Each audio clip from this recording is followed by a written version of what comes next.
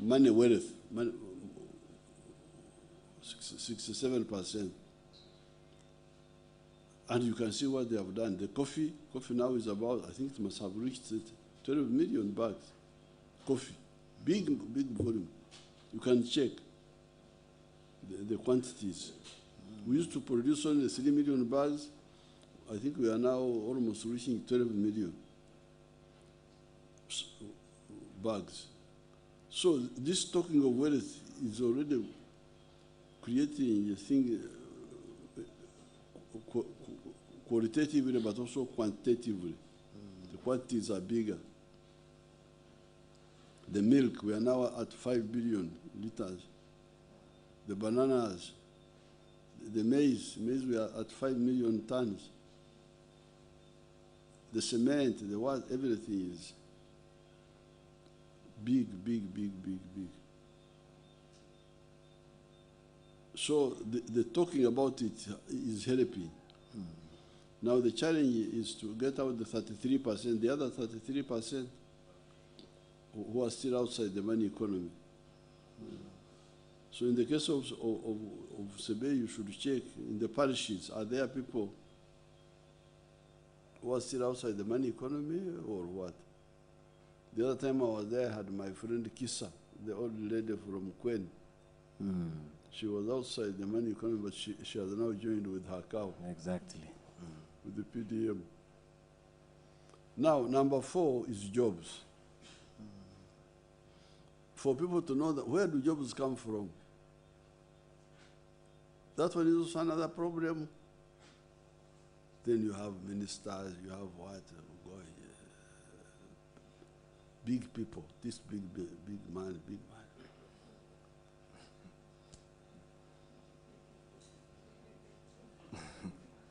But what are they doing? You work hard. Must be a biddy that they should tie. Do what now? Why don't you tell us where jobs come from? So that we know that jobs. Say, no, jobs. So I have shown you on the videos that jobs come from wealth. If you don't have wealth, there will be no jobs, except the few jobs of the government, which are not enough. There's one Gombora chief, unless you kill him, there will be no other job for you.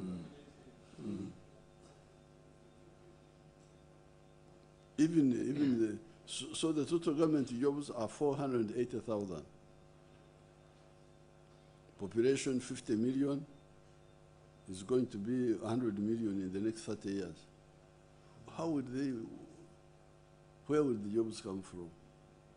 Jobs in the modern society come from commercial agriculture, from manufacturing industry, from services, and from ICT. So that also should be in our manifesto. It is very clear. All this is really in a way to orientate Africans, starting with the ones of Uganda, about the future. Now, point number 5 is service delivery. What services are crucial? There's education, there's health, there's security. Security is also a service. Governance is a service. Entertainment. That is all service delivery. And you should be aware of that, so that you see how to, because for instance,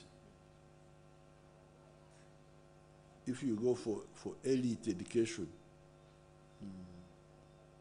like the one we used to have, where you have a few people going to the school system, where you will have education for some. But we, the NRM, have been saying, you know, we need education for all.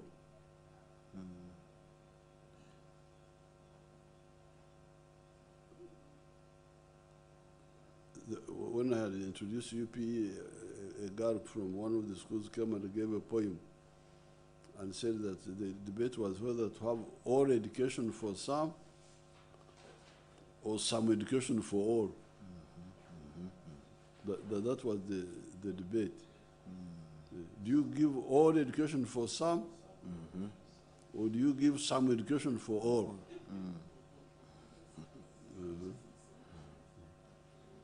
So this is now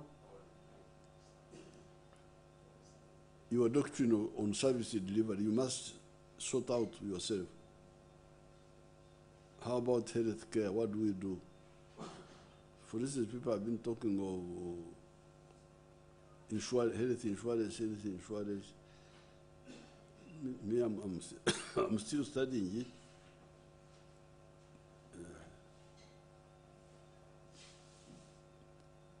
So that's service delivery. Now, the sixth point in the manifesto is market.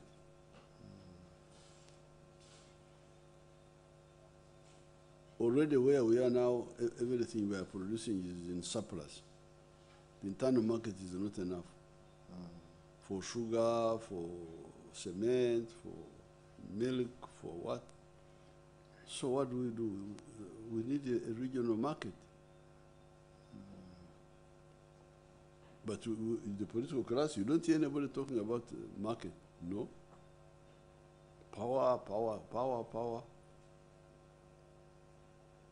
To be elected to do what? Why don't you stay in your house and do nothing there? Instead of because when you are elected and you don't know what to do, you put yourself in danger. It is safer if you stay in your house. So, you don't hear anybody talking about the market. All these, the intellectual class, the journalists, fourth estate, is it fourth? What are you talking about? You don't talk about market. What are you really talking about? Because the moment people settle down and start creating wealth, the internal market is not enough. So why don't you talk about market? You really can't explain. Even professors, they don't carry research paper. What are you researching?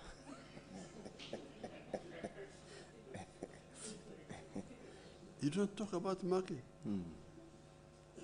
Huh?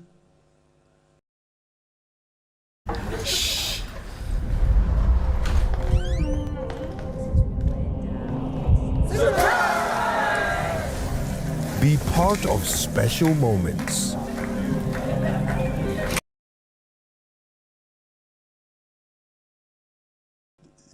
These leaders who are blind and their journalists who are blind, their journalists are the same like the leaders. They are blind, just talking about small things, accident. A vehicle has collided with another one. That's big. That's big news.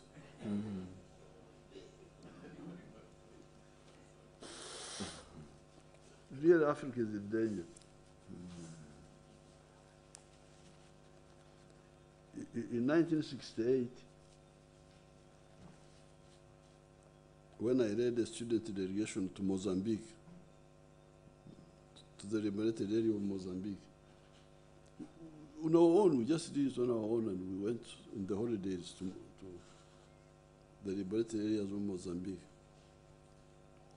when we came back, Madam Nyerere called us.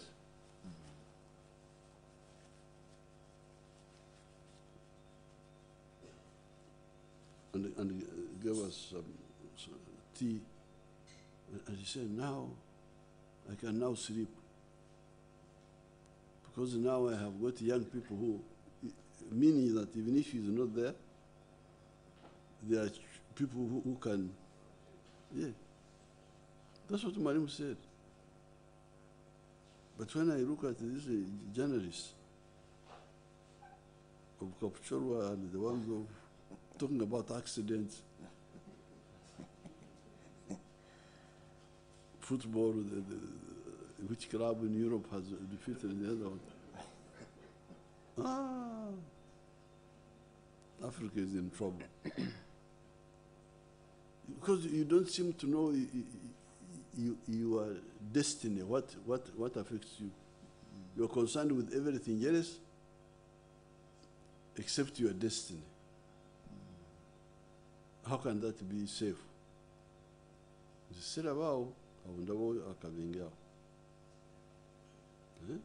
Just there, journalists, professors, diplomats. You are not talking about market. Who will buy these products? So that is point number 6 in our manifesto. Now number 7 is about the political federation of East Africa. And we are saying, we have been saying, Mwalimu, as even others, Tomboya, some of the committed people in Kenya, John Murumbi, Gracie Vinjera here.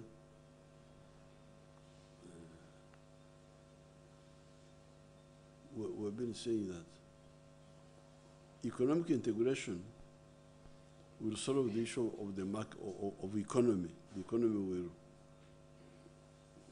will grow. But how about strategic security? How can we be safe from any threat in the world? No. People are not interested. They are not. You don't hear anybody talking about it. Americans have gone to the moon. Chinese have joined them there. The Russians are there. The Indians have now gone. We are here in Mbale.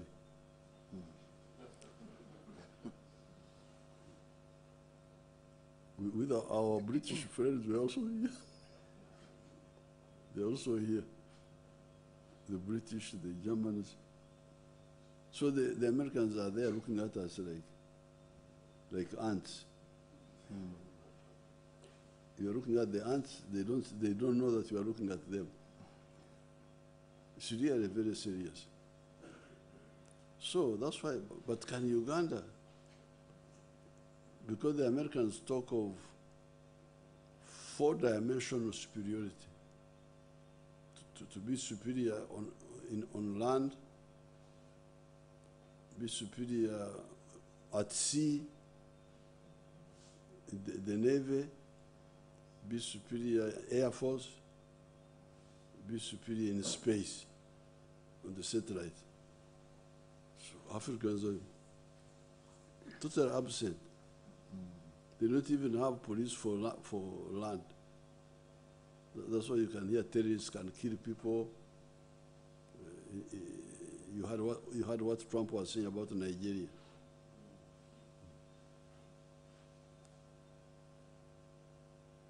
Terrorists have been killing people in Nigeria. So, if you don't discuss,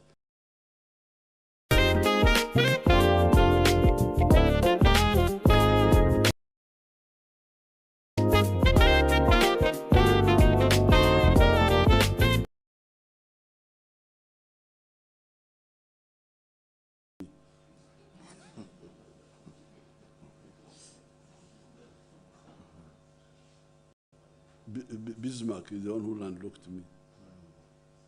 Why should we accept Bismarck that he comes and says these one are landlocked? Eh? And why would my brother keep quiet to hear that I'm landlocked? My brother from Kenya. Why does he accept that my brother is landlocked? I hear that Sebei is locked in the room. Sebei is room locked. And I continue with ordinary business. I should find out what's happening to Sebei. Yeah. He's my brother. He shouldn't be locked there. He should be free. No. It's really very serious. I really watch Africans and I say, but the ones who are unfortunate are the ones who tried to interfere with us, and we had to deal with them here. But the overall situation needs you young people to wake up. So when I hear these young children that they are writing about what? I don't know. What are they writing about? Rioting about? You don't hear them talking about any of the crucial points. I don't know what they talk about. Sometimes corruption, sometimes like the ones in Kenya or the ones in Tanzania. What were they rioting about? Because the crucial thing they don't talk about. So, our proposal for the East African Federation is that if there was a federation in East Africa, you would create a center of gravity for the black race. They would have a center of gravity. There are smaller countries in Europe. There are smaller countries, Denmark, Belgium, Luxembourg. There's even the one they call what? Monaco, or something like that. Small, they are there. But they have a head prefect, United States. When they are in trouble, United States come to rescue them against Hitler. But here, all African countries are democratically weak. Very risky. Me, I see a big danger there. So I'm glad we have put it in the manifesto that East Africa should form a political federation.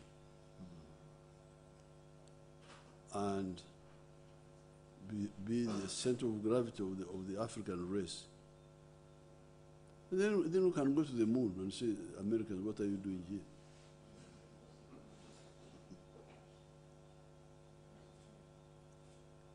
So that whatever else everybody else is doing, we also do for our own, not to dominate other people, but to cater for our security. Who is catering for our security on the moon, in space? No, we are just not there. We are here, just here. So these are the 7 points. I'm glad they're in the manifesto,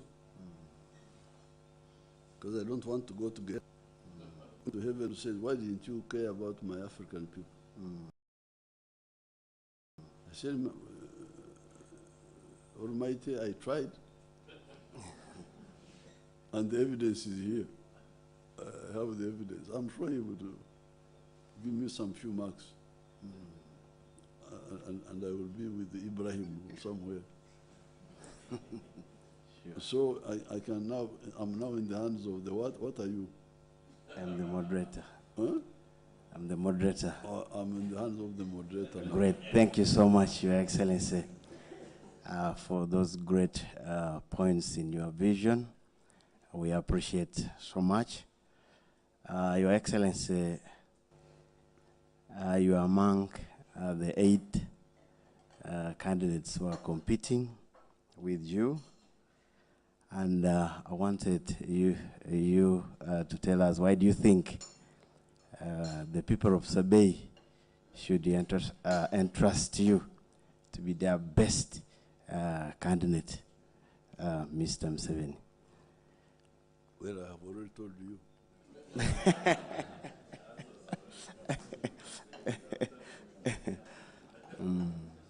Because we have a clear. URA payments simplified.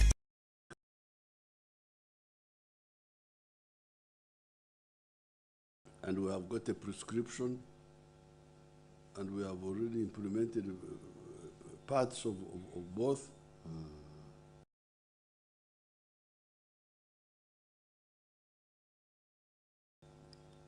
The whole package. So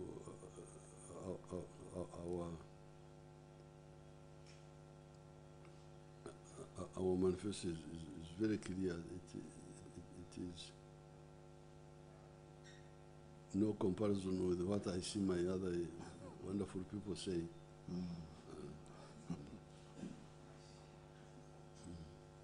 Great, thank you, Your Excellency. Your Excellency, I would ask one more last question so that I'll be able to give my colleagues also to ask some questions tonight. Your Excellency,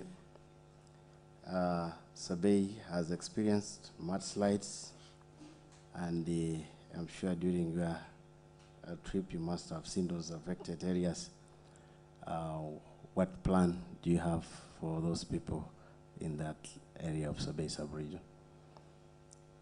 These landslides, I don't know whether they were there in the past.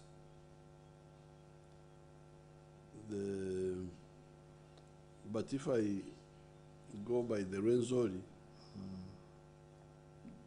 which is even a bigger mountain than this one,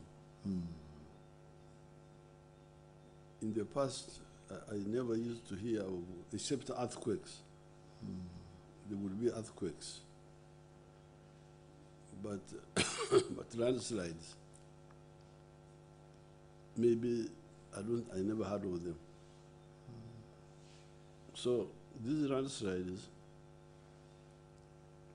one can see that they are from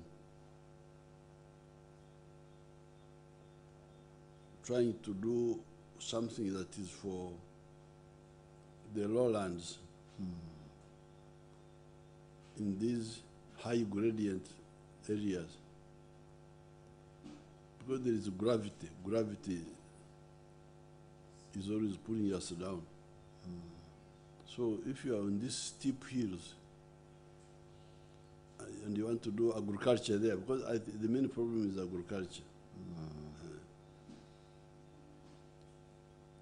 It is because our people always think about the wealth of agriculture. But yet, in the past, the forest was being used economically, but in a different, in other ways, not agriculture, not digging there. In the forest, they would go and cut some timber. They would go and hunt wild animals. They would go and honey, get honey. These people, this Bagisuya would go and get something called malewa, some bamboo, which they liked so much. So the forest was being used for medicine, for some equipment. Now, I think the big problem is trying to cultivate there. So when you try to cultivate there, beyond a certain point, you can cultivate in the foothills, but when you interfere with because in some of these places the terrain is fragile. Like the other day when I was, even where we were today in Kwen, you can see that the soil is thin. Near the road I was seeing the rock. It is already seen. The rock is not far from the Covered. that road there, below where we had a rally. You could see the soil was on top of a rock. And the underground water was coming from up and imagine on the road. So in that sort of fragile terrain, you come carelessly and you start cultivating, cutting trees. Trees are the ones holding the soil with their roots. It's very dangerous. It's very dangerous. But we are going to, I have proposed that we should really have a conference after the elections. And really we talk about, we can even hear from the elders in the past, how were things being done.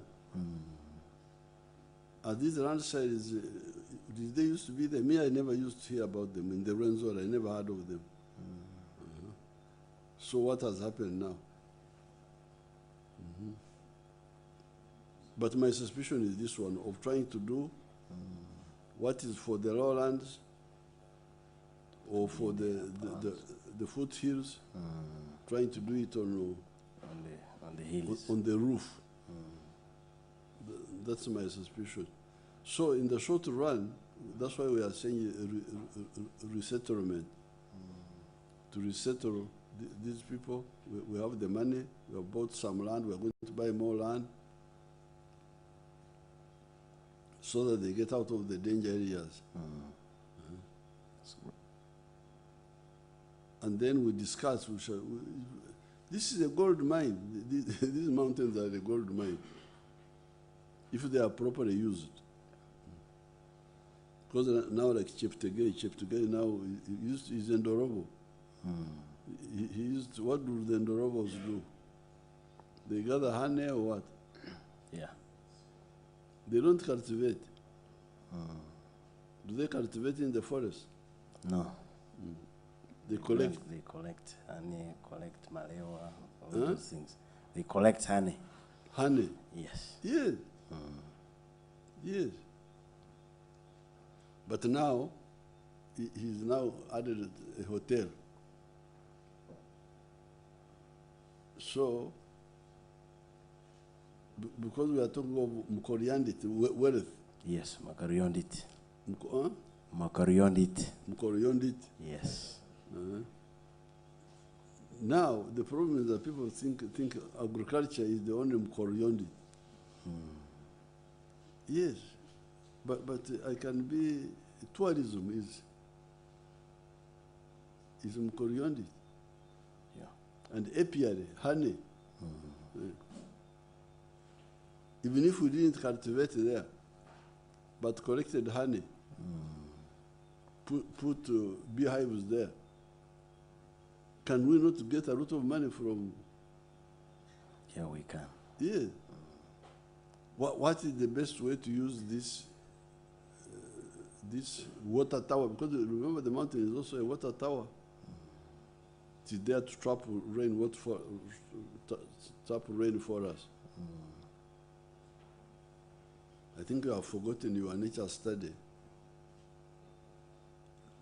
where we used to study about the convection of rain which comes because of the evaporation and condensation, and then the relief rain.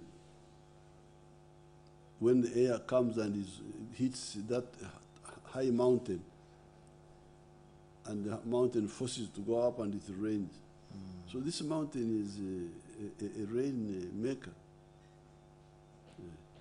because it blocks air, forces it up, becomes cool, then it rains. So in the short run, we are resettling them, but in the long run, we need to discuss. We don't have to quarrel, push, what? No. What is the best way forward? We are all here. We can talk, we can discuss. We don't have to push the government. What? No. It's not the government. It's not. It is common sense. What do we do? It's a dialogue issue. And we shall find out how the landslide started and why. Were they there in the past? I never heard of them myself. I'm from that side there, the Renzori.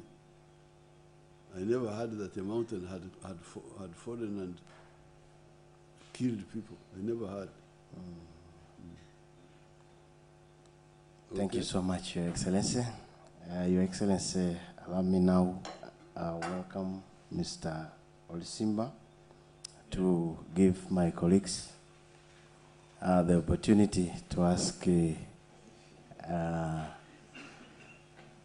some questions. Sir, you are welcome. Thank you, Your Excellency. We only have 4 questions, and I'll start with Silas. Silas, please come to this microphone.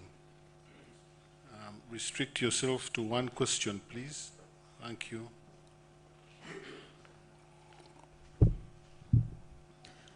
Your Excellency, I am Silas Chemos. I work for Radio 9 FM in Bukwo. And Your Excellency, there has been rampant cases of corruption in Bukwo, and this cuts across the Sebei sub-region. And like you heard in the rally in Bukwo, road fund has been mismanaged. There are some people who mismanage or embezzle funds meant for roads, and also sale of government jobs.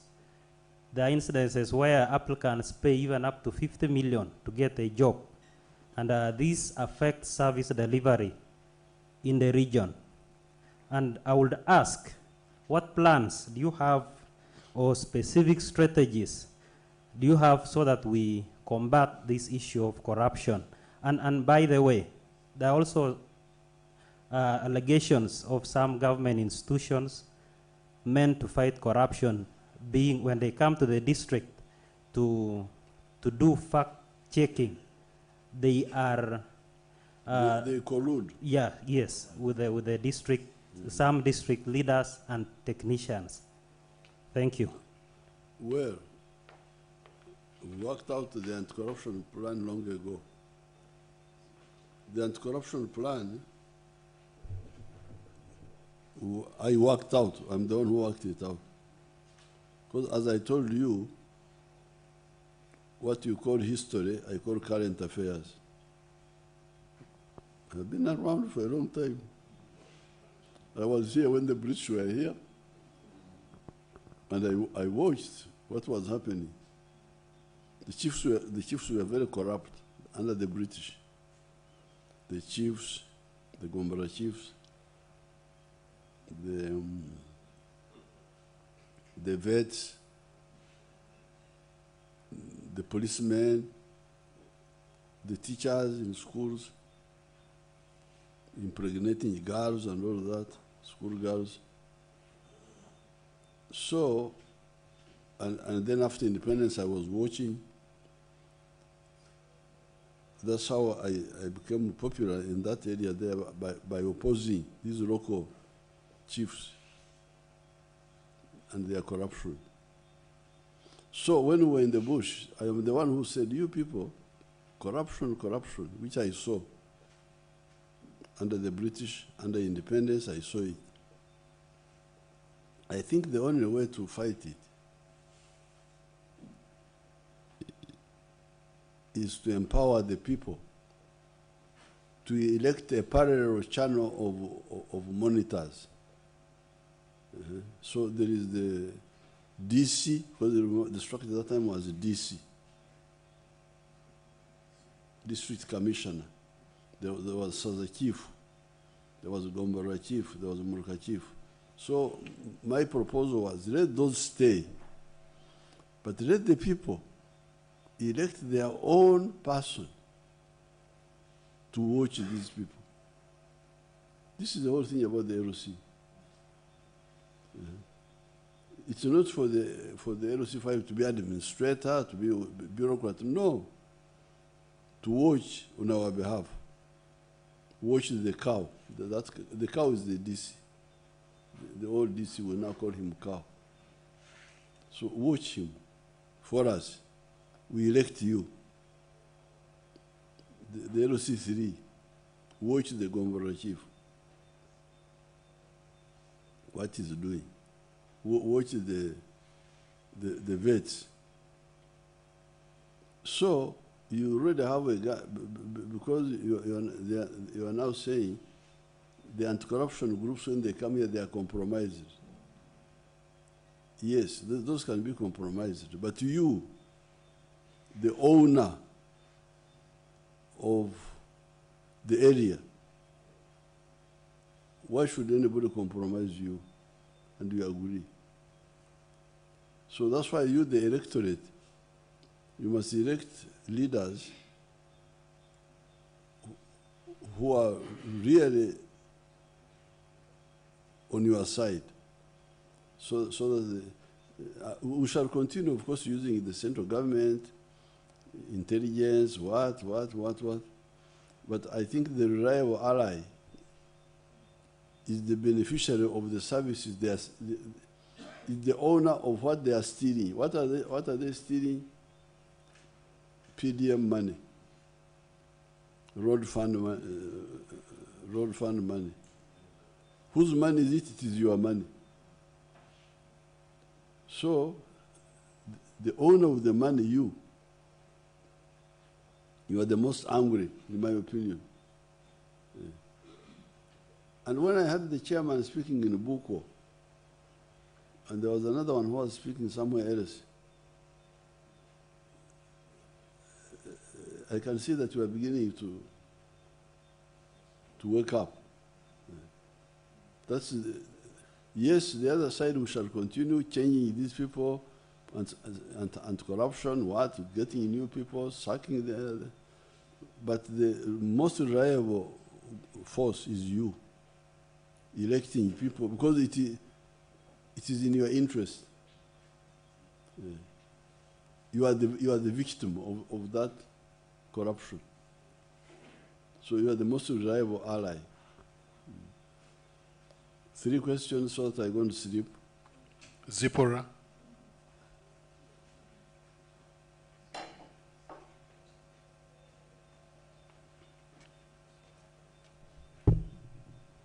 Thank you, Your Excellency. In Sebei sub-region, the Sit hydropower point currently produces 5 megawatts of power, though its original capacity is 6.5 watts.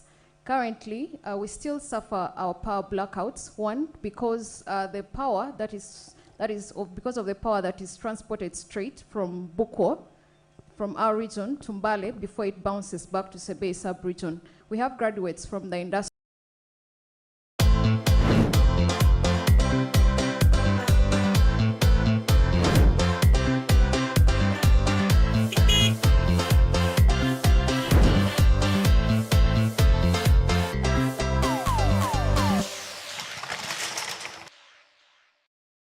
From within Sebei region, we have been preaching the gospel of wealth creation through value addition and other things and productivity. What can the government do so that we directly benefit from the hydropower from SIT, given the fact that the Kapchara municipality already offered land for a substation? Thank you.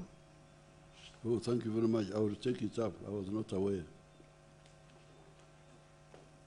Because you are saying that the power is brought from CP to taken by the Bagisu. Mm-hmm.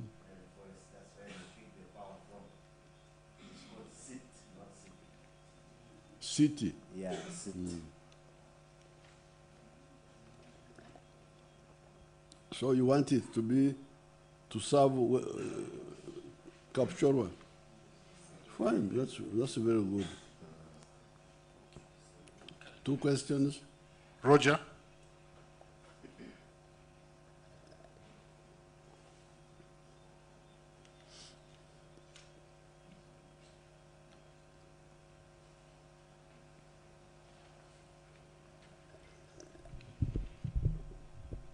Your Excellency, I'm called Barishak Roger. I work for Elgon Radio. In regards to restocking, it has been long overdue for Sebei. Is our leadership the problem that we were initially left out? Which one is that? Of that is the restocking for Sebei sub-region. Cattle restocking for Sebei sub-region. And on the same note, Your Excellency, you talked of considering Sebei sub-region in the compensation program, but the Sabinis are still afraid that you may give us the cows and they are stolen because we still have insecurity in Sebei sub-region. They still, there are people who are stealing cows. I can quote a very serious scenario in So.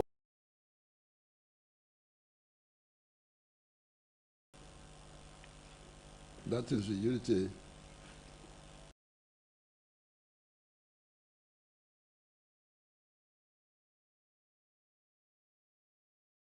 Because it is easier to stop it. I think some of those commanders. Where is that? Where the stealing? Where did it happen? It happened in Ngenge, Soy County. Some village. Yeah, some village in Soy County. I know. But which particular village?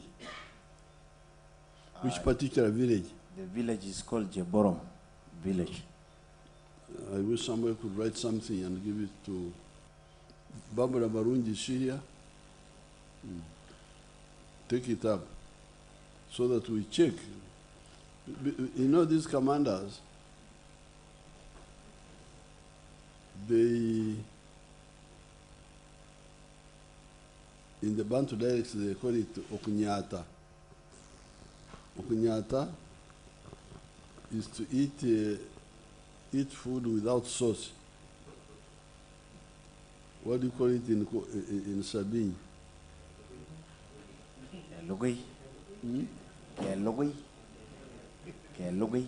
Eloi? Yes.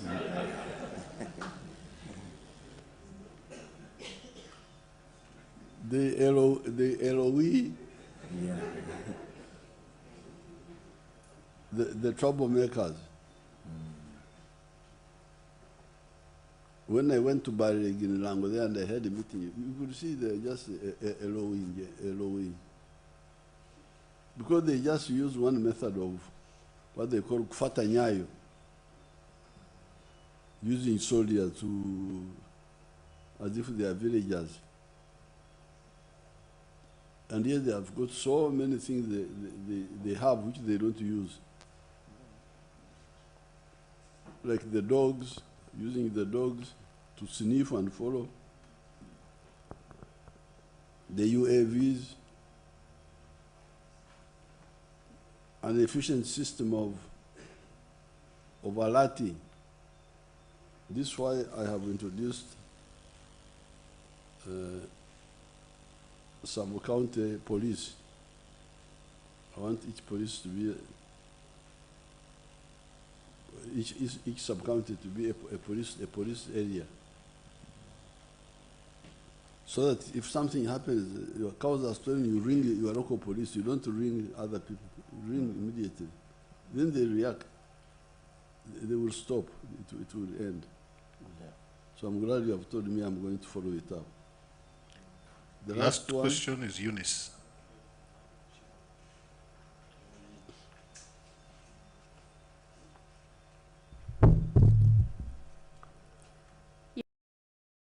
At Protea Hotels by Marriott, some things are your business and some are ours. Yours? Booking your stay. Ours? Giving you the welcome you deserve. Book now and do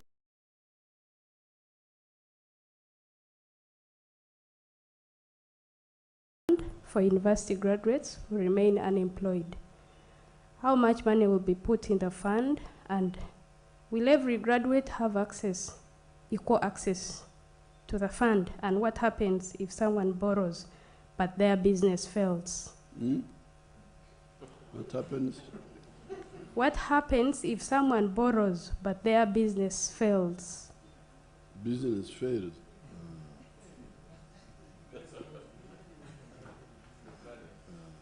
Now, first of all, the amount is not a problem we can see, because it will be mainly per zone. Like Sebei will have one fund. I think per district there will be too many, but per zone is not too much. So we shall see how much money is put there. Me, I don't have what about money. Money is there. Now, regarding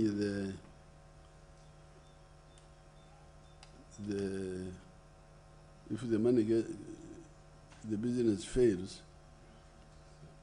that's why the managers of the fund should also work with you to assess the business beforehand,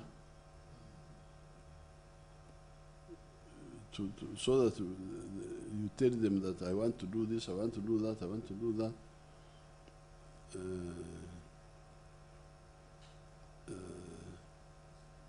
Because there is no land title, you are not saying that if the business fails, they will take your land title. There's no collateral.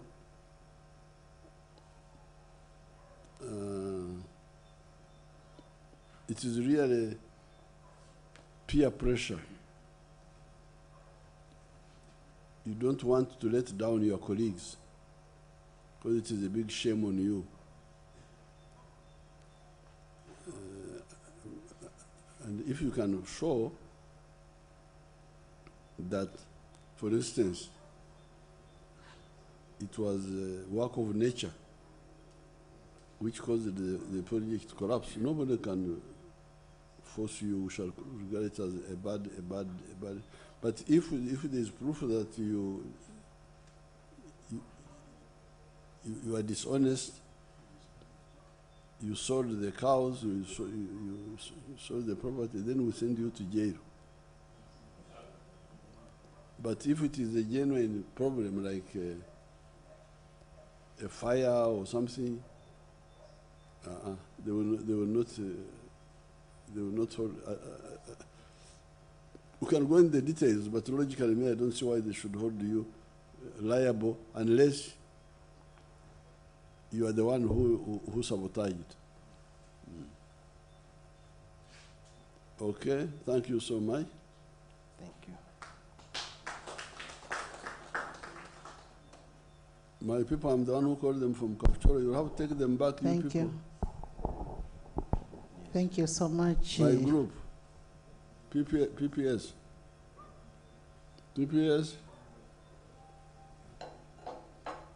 I'm the one who forced these people from Kapchorwa.